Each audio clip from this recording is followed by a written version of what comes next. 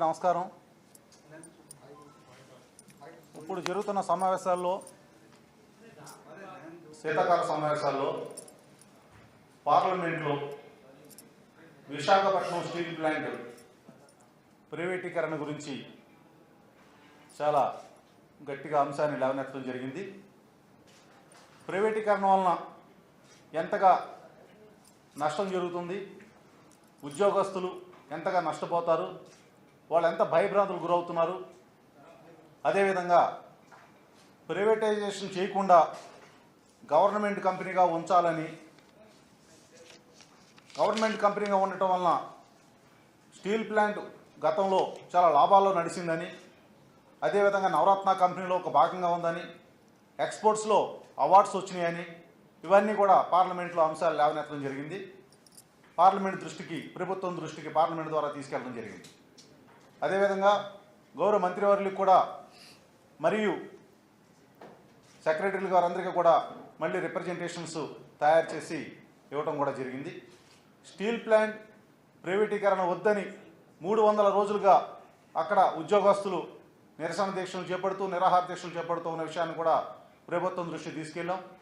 Capital minus కేటాయించాలి, capital minus కేటాయిస్తే steel plant లాభాల్లో నడుస్తుంది. ఇప్పుడు ప్రస్తుతం కూడా గత 6 నెలల నుంచి కూడా లాభాల్లో నడుస్తుందనే విషయాన్ని కూడా ప్రభుత్వం దృష్టికి తీసుకెళ్ళడం జరిగింది. ప్రైవేటీకరణ చేయడం వలన అక్కడ విశాఖపట్నం ప్రజలందరూ కూడా, అదేవిధంగా ఆంధ్రప్రదేశ్ ప్రజలందరూ కూడా నిరసన వ్యక్తం చేస్తూ ఉన్నారు. ఉద్యోగస్తులందరూ భయభ్రాంతులు గురవుతూ ఉన్నారు. ఏదైనా కంపెనీ వస్తే వాళ్ళు స్టీల్ ప్లాంట్ రన్ చేస్తారా లేకపోతే రియల్ ఎస్టేట్ వ్యాపారం చేస్తారనేది ఆ భయభ్రాంతులతో గురవుతాం వలన ఇదంతా కూడా ప్రభుత్వం దృష్టికి తీసుకెళ్ళడం జరిగింది. ఎట్టి పరిస్థితుల్లోనూ గౌరవ ముఖ్యమంత్రి గారు కూడా ప్రధానమంత్రి గారికి లేఖ రాశారు. స్టీల్ ప్లాంట్ ప్రైవేటీకరణ చేయొద్దు, దానికి ఆల్టర్నేటివ్స్ కూడా మెన్షన్ చేస్తూ కూడా లెటర్ రాయడం జరిగింది. అవన్నీ కూడా మరొకసారి మళ్ళీ పార్లమెంట్లో ప్రస్తావించి ప్రభుత్వం దృష్టికి తీసుకెళ్ళడం జరిగింది. ఏదైనా సరే స్టీల్ ప్లాంట్ ప్రైవేటీకరణ ఎట్టి పరిస్థితుల్లో అవ్వకూడదని గౌరవ ముఖ్యమంత్రి గారు, అదేవిధంగా ఆంధ్రప్రదేశ్ ప్రభుత్వం మేమందరం కూడా పూర్తిగా పోరాటం సాగిస్తూ ఉన్నాం.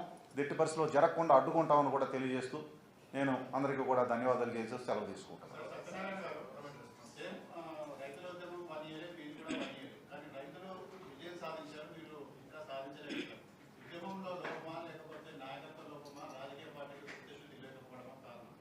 అంటే రైతులతో ఉద్యమంతో స్టీల్ ప్లాంట్ ఉద్యమాన్ని కంపేర్ చేయలేం. ఎందుకంటే రైతుల ఉద్యమం అనేది భారతదేశంలో చాలా రాష్ట్రాల్లో చాలా పెద్ద ఎత్తున జరిగింది. అదందరూ మీ అందరూ కూడా మన మీడియాలో కానీ మనకు కూడా తెలుసు. ఎందుకంటే పంజాబ్, హర్యానా, ఉత్తరప్రదేశ్ అందరూ కూడా చాలా రాష్ట్రాలన్నీ కూడా పెద్ద ఎత్తున ఉద్యమం చేశాయి. స్టీల్ ప్లాంట్ ఉద్యమం అనేది అక్కడ లిమిటెడ్ ఉద్యమం అది. సో ఆ ఉద్యమాన్ని కూడా ప్రభుత్వం దృష్టికి మేము ఇంత పెద్ద ఎత్తున ఉద్యమం చేయాలంటే అక్కడ సాధ్యం కాకపోవచ్చు. ఎందుకంటే రైతులు అంత పెద్ద ఉద్యమం చేయటం వలన అదంతా కూడా ప్రభుత్వం కూడా గమనించి వారు కూడా చేశారు. మా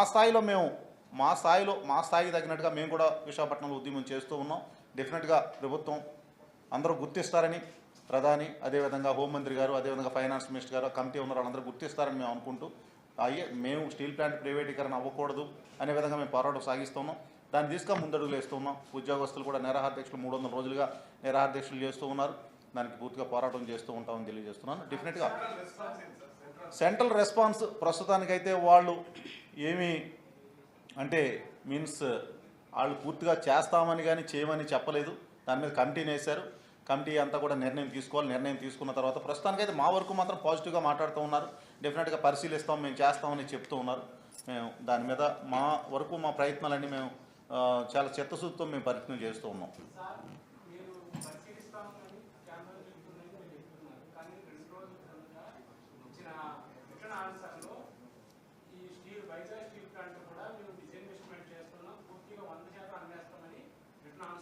వాళ్ళు ఆల్రెడీ పబ్లిక్ సెక్టార్ కంపెనీస్ అన్నీ కూడా అమ్మాలని నిర్ణయం తీసుకున్నమాట వాస్తవం. అది మనందరూ తెలిసింది. ఇది ఒకటే కాదు, అన్నిట్లో ఇది ఒక భాగం. వాళ్ళ నిర్ణయంలో ప్రస్తుతానికి ఉన్నారనే విషయం మనందరూ తెలుసు. మనం ఆ నిర్ణయాన్ని కాదు మాకు మార్చండి అని మనం అడుగుతున్నాం. అది మీకు తెలుసు. అది థ్యాంక్ యూ వెరీ మచ్.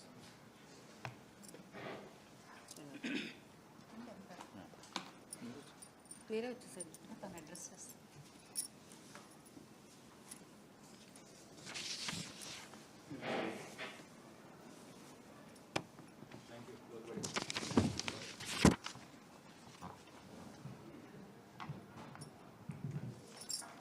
అందరికీ నమస్కారం.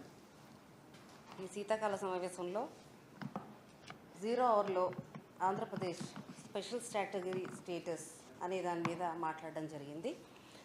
మనకి విభజన చట్టం ప్రకారం ఇచ్చినటువంటి హామీల్లో ఒక హామీ స్పెషల్ కేటగిరీ స్టేటస్. దీన్ని ఎందుకు అడుగుతున్నాము అంటే, మనం ఆంధ్రప్రదేశ్ గత చరిత్ర చూసుకుంటే 4 సార్లు రాజధాని అనేదాన్ని షిఫ్ట్ చేయడం జరిగింది. సో ఈ విభజన చట్టం ప్రకారం మనకి హైదరాబాద్ని కంబైన్డ్ క్యాపిటల్గా 10 years వరకు ఉండాలి అని చెప్పేసి ఒక ప్రతిపాదన జరిగింది. దాని ప్రకారం మనము మనందరికీ తెలిసిన విషయమే, గత ముఖ్యమంత్రి గారు శ్రీ చంద్రబాబు నాయుడు గారు క్యాపిటల్ మేము కట్టుకుంటాము అనేసి చెప్పి ఆయన నిధులు తీసుకోవడం జరిగింది. సెంట్రల్ గవర్నమెంట్ మేము కడతామంటే లేదు, మేము కట్టించుకుంటాము అనేసి నిధులని ఆయన తీసుకోవడం జరిగింది. అలాగే స్పెషల్ కేటగిరీ స్టేటస్లో కూడా మాకు స్టేటస్ అక్కర్లేదు, మాకు ప్యాకేజ్ ఇస్తే చాలు అనేసి ఆయన ఒక 20-30 years మేము ఉంటాము అన్న ఒక దృఢ నిశ్చయంతో మాట్లాడడం జరిగింది. ఇప్పటివరకు మనకి ఆంధ్రప్రదేశ్ విడిపోయి 7.5 సంవత్సరాలు అవుతున్నా కూడా ఆ విభజన హామీలు ఎక్కడ వేసిన గొంగళి అక్కడే ఉన్నట్టుగా ఉంది ఇప్పుడు. సో ఇది మనకి చాలా ముఖ్యమైనటువంటి అంశం. ఎందుకంటే మనది ముఖ్యంగా ఆంధ్రప్రదేశ్ తీసుకుంటే అగ్రికల్చరల్ బేస్డ్ స్టేట్ అండి. మనకి అక్కడ కర్మాగారాలు కానీ లేదనుకుంటే ఎటువంటి ఇండస్ట్రీస్ కానీ మనకి లేవు. హైదరాబాద్తో పోలిస్తే Hyderabad is very well equipped and settled state of capital of Telangana. And ఇప్పుడు మనకి ఏంటంటే ఈ స్పెషల్ కేటగిరీ స్టేటస్ రావడం వల్ల మనకి సెంట్రల్ గవర్నమెంట్ ఆథరైజ్డ్గా వచ్చినటువంటి కర్మాగారాలు అయితే దానివల్ల మనం ఏంటంటే ఉద్యోగ హామీల్ని మనం ఇవ్వగలము. అలాగే స్టేట్ డెవలప్మెంట్కి ఒక ఆస్కారం అనేది ఉంటుంది. సో ఈ స్పెషల్ కేటగిరీ స్టేటస్ అనేది గత యూపీఏ ప్రధాని గారు చెప్పడం జరిగింది. అలాగే తిరుపతిలో ఎన్డీఏ ఇప్పటి ప్రధానమంత్రి గారు కూడా తిరుపతిలో ఆయన మనకి మాట ఇవ్వడం జరిగింది.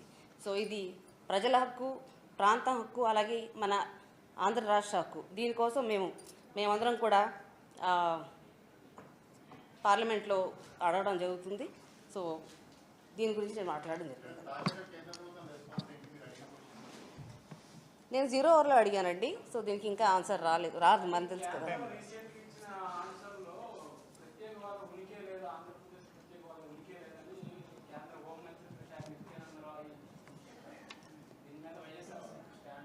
స్టాండ్ మేము కంటిన్యూగా అడుగుతూనే ఉంటాము, అది సాధించేంత వరకు. ఎందుకంటే ఆ ప్రాంతానికి ప్రత్యేక హోదా అనేది ప్రత్యేకమైన అంశము.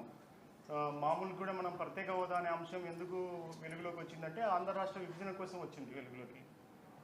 హైదరాబాదులో అభివృద్ధి మొత్తం కేంద్రీకృతం కావడం వల్ల హైదరాబాద్ విడిపోయిన తర్వాత ఆంధ్రప్రదేశ్లో ఏమాత్రం కూడా మిగతా ఆధారంగా లేదు, వ్యవసాయ ఆధారిత ప్రాంతం కాబట్టి ఈ వ్యవసాయ ఆధారితంగా ఉన్న అన్ని పంటల్ని ఆహార పంటలుగా మార్చాలంటే, అంటే ఫుడ్ ప్రాసెసింగ్లోకి మార్చాలంటే పరిశ్రమల ఆవశ్యకత ఉంది.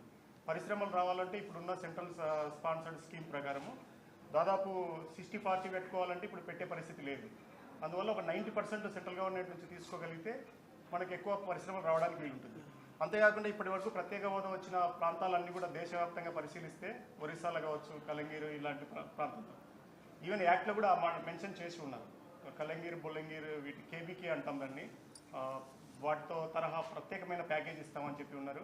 అందువల్ల ప్రత్యేక స్టేటస్ మనకి ఆ పరిస్థితుల్లో మనకు అవసరమైంది కాబట్టి వైఎస్ఆర్సీపీ ఆ డిమాండ్ని ఎప్పుడు చేస్తూనే ఉంటుంది.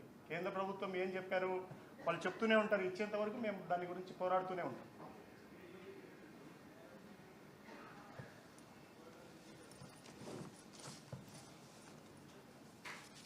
ఇంకా మీరు ఏమన్నా మాట్లాడుతున్నారు?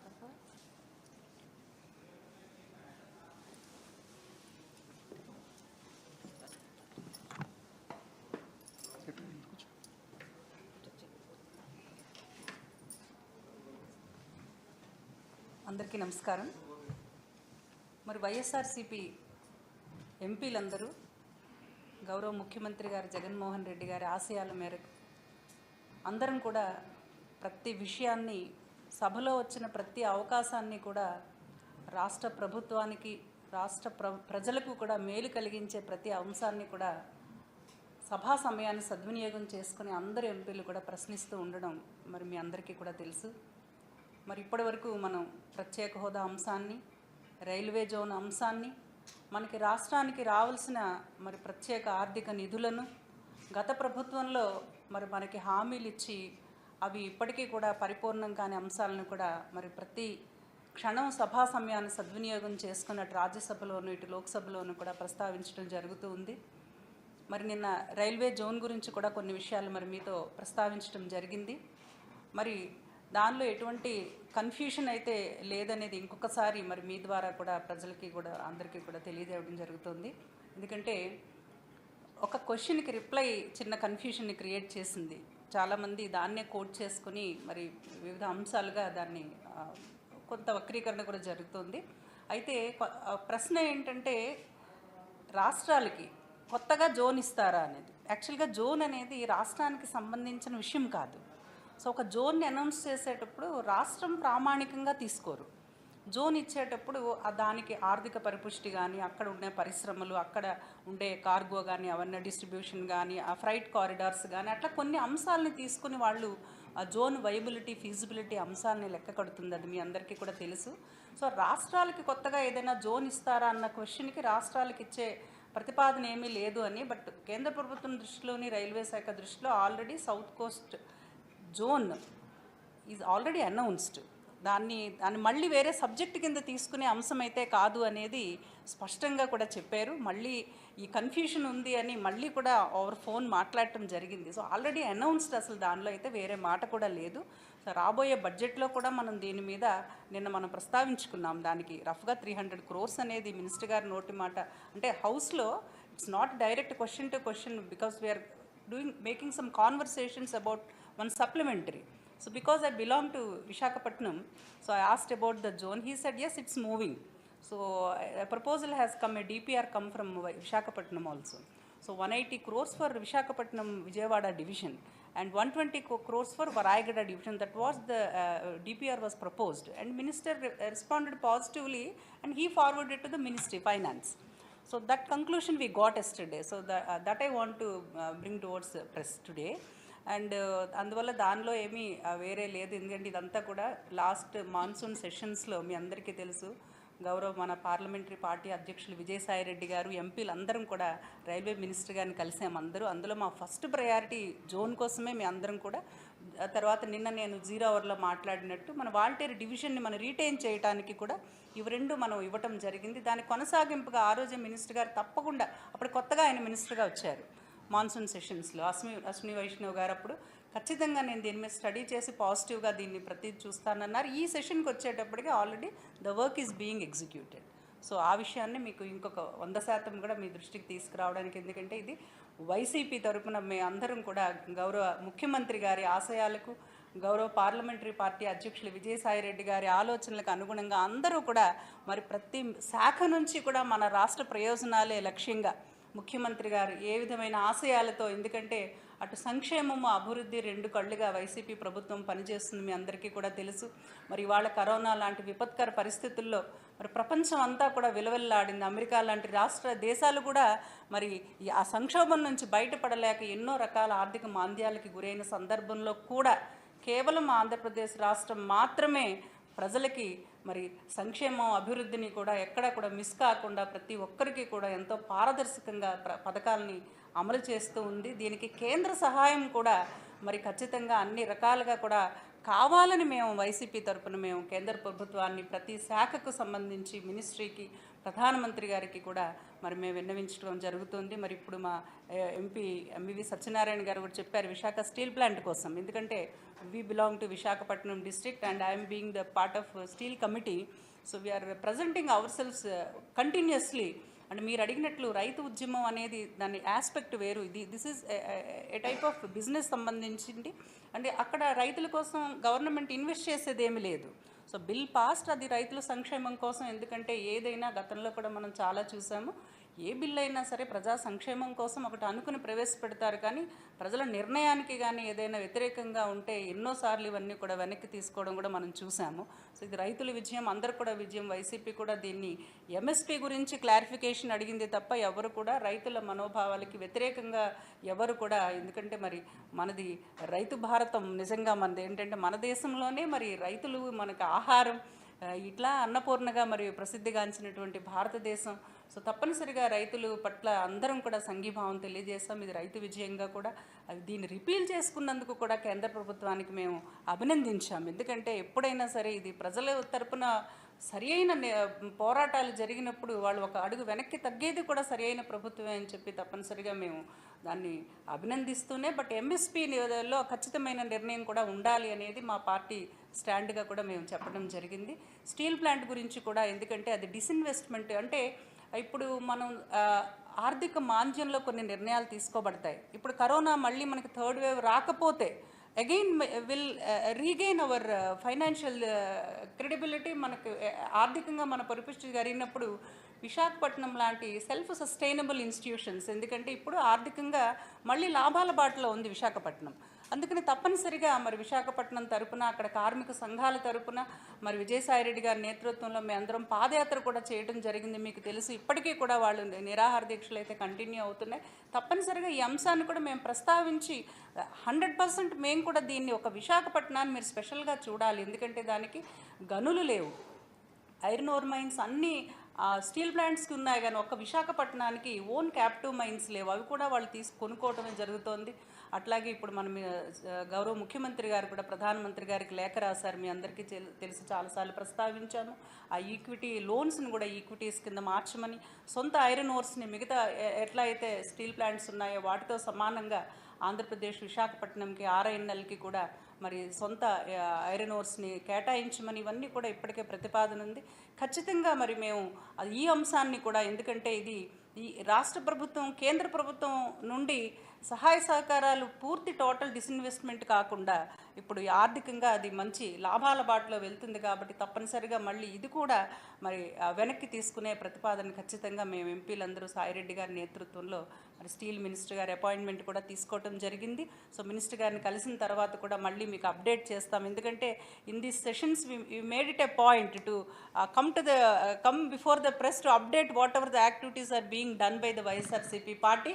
సో మరి సభలో ప్రస్తావించిన అంశాలు కానీ, మన రాష్ట్ర ప్రభుత్వం తరపున ఇక్కడ మేము తీసుకొచ్చిన ప్రతిపాదనలు కానీ అన్నీ కూడా ఎప్పటికప్పుడు మీడియా ద్వారా కూడా ప్రజలకు, మీకు అందరికీ కూడా, పాత్రికేయ మిత్రులకు కూడా అప్డేట్ చేయడం జరుగుతుందని చెప్పి మీకు తెలియజేస్తున్నాను. Thank you very much.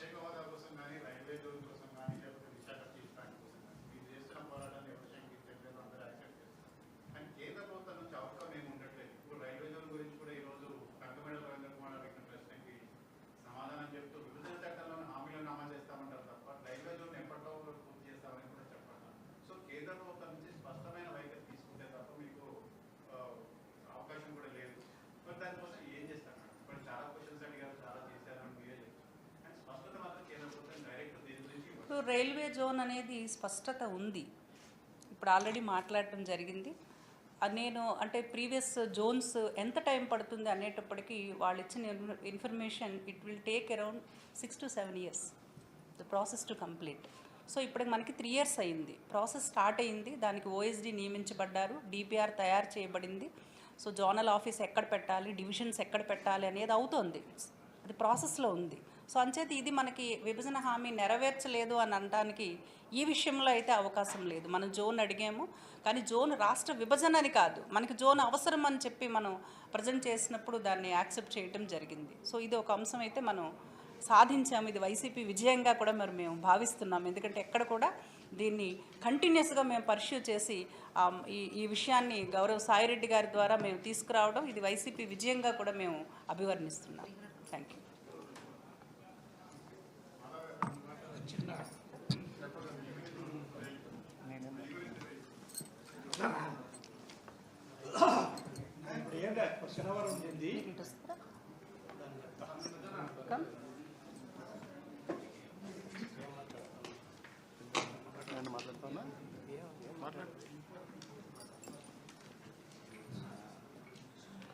అందరికీ నమస్కారాలు. ముఖ్యంగా మీరు ఒకే ప్రశ్న వేస్తున్నారు. మీకేమైనా ఆశ ఉందా? కేంద్ర ప్రభుత్వం మీకు స్పెషల్ స్టేటస్ ఇస్తుందా? విశాఖ ఉక్కు ఫ్యాక్టరీని మీరు సాధించుకుంటారా అని అడుగుతున్నారు. పత్రికా విలేకరులు కానీ మీడియాకు తెలియని విషయం ఏం కాదు. జగన్మోహన్ రెడ్డి గారు ముఖ్యమంత్రి అయిన తర్వాత ఇప్పటి వరకు కూడా చాలా సమర్థవంతంగా మంచి ముఖ్యమంత్రిగా ఈ దేశంలోనే ప్రజల కోసం ఎప్పుడైతే ఆయన 151 సీట్లు ఎమ్మెల్యేలు గెలుచుకునేసి 51% పైన ఓట్లు సంపాదించుకున్నాడు. కాబట్టి ప్రజలకు బడ్జెట్ లేకున్నా, స్పెషల్ స్టేటస్ లేకపోయినా ప్రజల సంక్షేమం కోసం అనేక సంక్షేమ పథకాలు పెట్టి ఈ రాష్ట్రాన్ని అభివృద్ధి చేస్తున్న విషయం మీడియా ప్రజలకు అందరికీ తెలుసు. కానీ మేము అప్పటి నుండి ఇప్పటి వరకు కూడా కేంద్ర ప్రభుత్వంతో చాలా దగ్గరలో వాళ్ళకి అన్ని వాటికి మేము సపోర్ట్ చేస్తూ, ఎందుకంటే విరోధం పెట్టుకుంటే మాకు కుదరదని మేము ఇప్పుడు కూడా కేంద్ర ప్రభుత్వానికి సపోర్ట్ చేస్తూ స్పెషల్ స్టేటస్ ఈ రోజు కాకపోయినా రేపైనా 1 సంవత్సరం లోపలైనా వస్తుందని మేము ఇప్పుడు కూడా ఆశతోనే ఉన్నాము. దానికి ముఖ్యమైన కారకుల గురించి మనం ఒక మాట చెప్పుకోవాలి.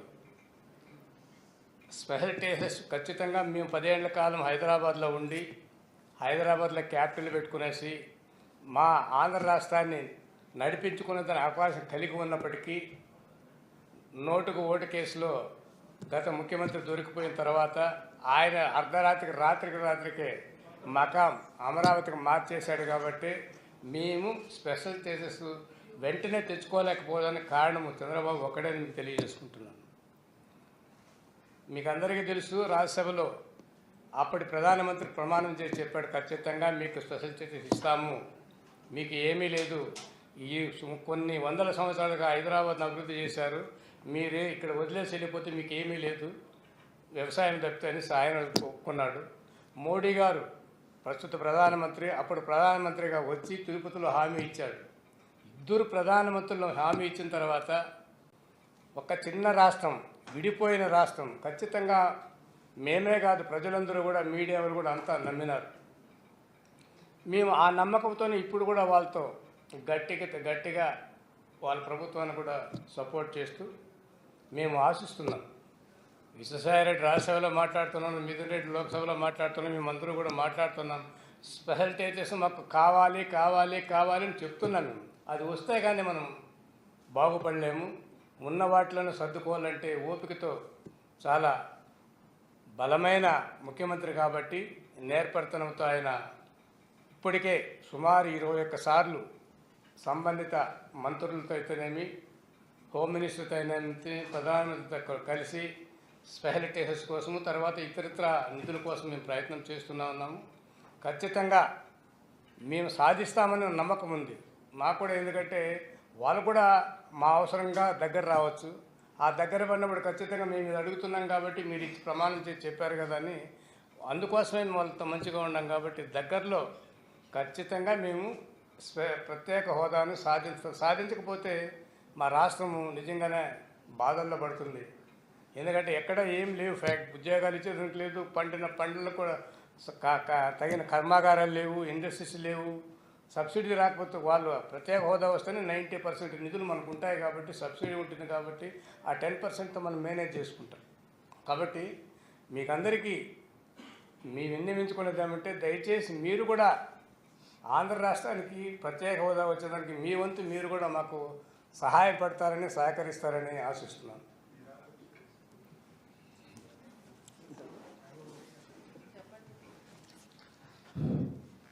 నేను ఒక చిన్న విషయం తెలియజేయడానికి వచ్చినాను.